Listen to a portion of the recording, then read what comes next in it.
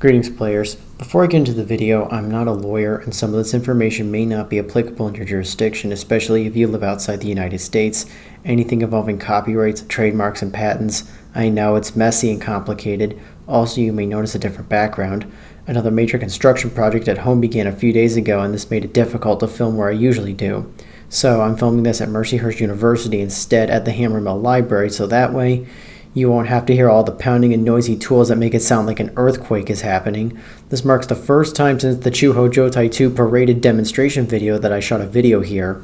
Anyway, at approximately yesterday at 7:30 a.m. Eastern Daylight Time, if you went and attempted to watch the Bergentruckung PC-98 remix, you may have been met by a screen that said this video has been removed by the user.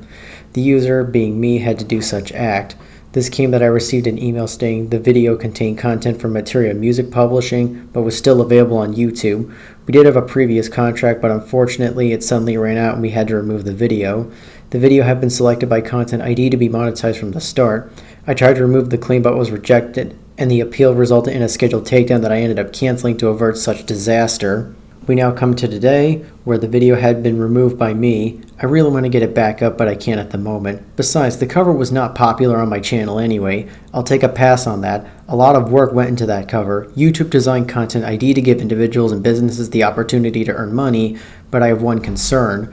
Rights holders are complaining that the content creators themselves are not paying the record labels for the appropriate licensing, and I think YouTube should include a feature where you can obtain a synchronization license to use a song in videos. The music industry begins with the song. Without it, there is no music and nothing to learn or play. Copyright laws throughout the world ensure that composers and publishers own the rights to the songs they write, and how they can decide if fans can create arranged versions of their songs.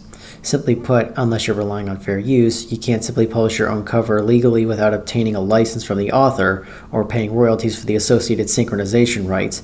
You still need permission to create new works based on existing works, and royalties are the composers and publishers' only source of income. Most composers and publishers have always been proactive to ensure that all music uses are monetized appropriately, and they expect payment every time somebody else performs their song in public. For a long time, performance licenses used to be sold at pretty hefty prices. When the internet came around, it became possible to share covers online, but the creators still expect payment. Paying the composers and publishers is the only way to use copyrighted music legally.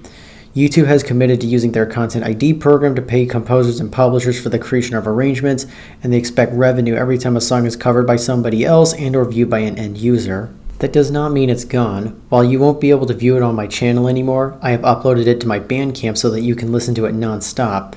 Let me know if there's an update.